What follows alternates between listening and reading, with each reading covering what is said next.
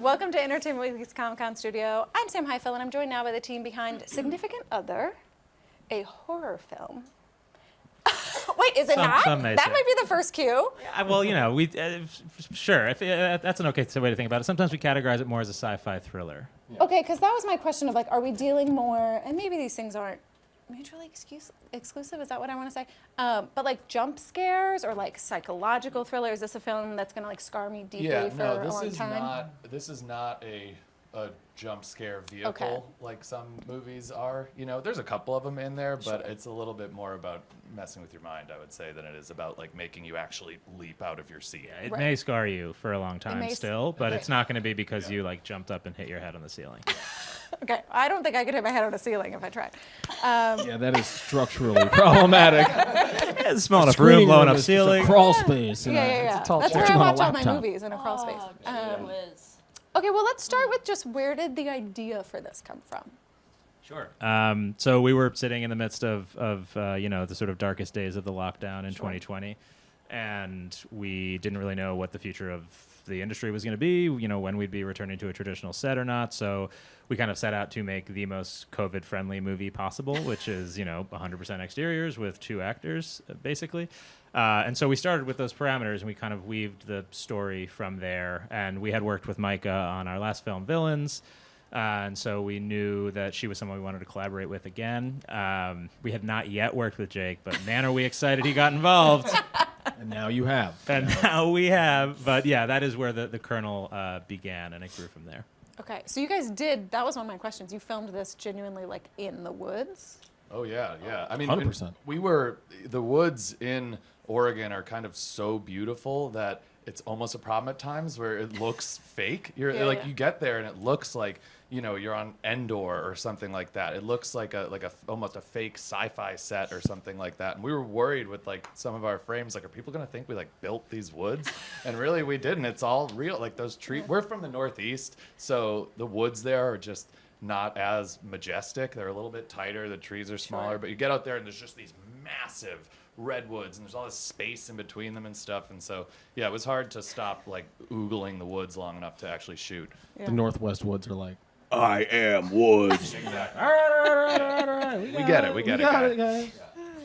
Okay, so what made you all, obviously, as I just said, you'd worked with him before. I had. So is this a pretty easy yes for you?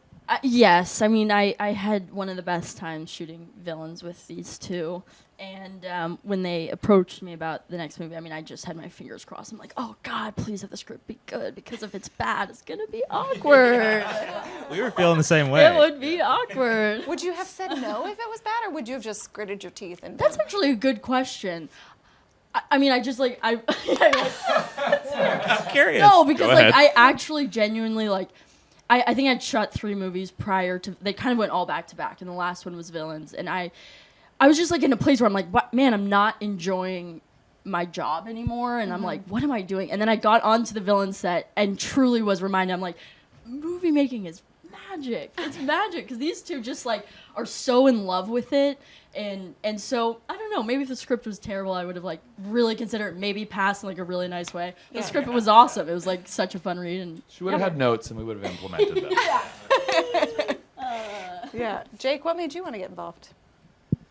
I was familiar with the movie that they had done before together, and thought it was great, and read the script, and I felt like I hadn't read or seen anything like this, and thought like, let's go to the Northwest and like take a swing, let's see how you can blend sci-fi and thriller and maybe horror and maybe comedy all into the same thing, and and you, like read these scripts and think like that's a lot. Like how does that work? How do you accomplish this?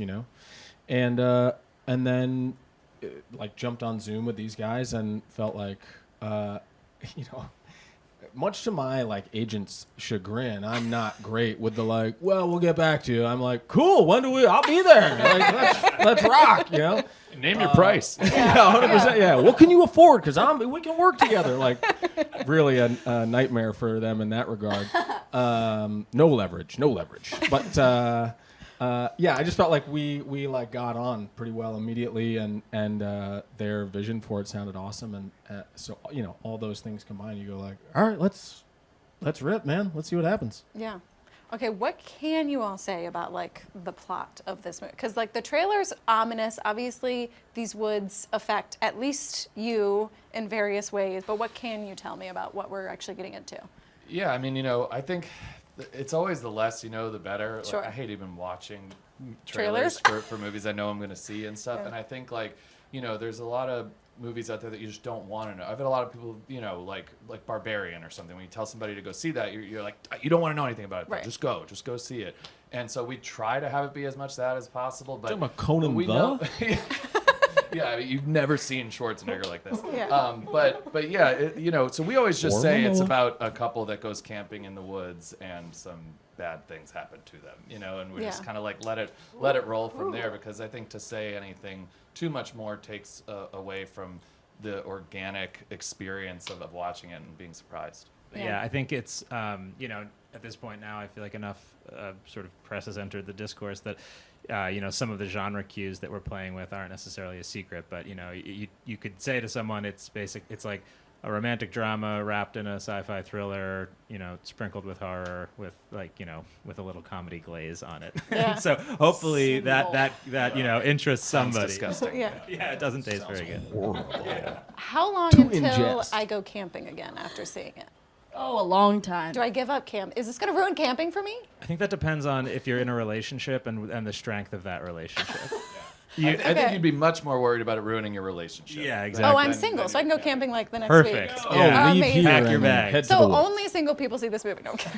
No, we do like to sometimes call it the best like anti-date movie possible, because there's definitely a lot of people that are going to be watching it in the audience tonight and at home starting tomorrow that are in a relationship at a certain point in their relationship that like while the movie's playing they're like glancing. Would you? Can I? Yeah, amazing. All right. Well, thank you guys for stopping by. Thank you. Thanks for having us. Thank you. Everybody else, stay tuned to EW.com.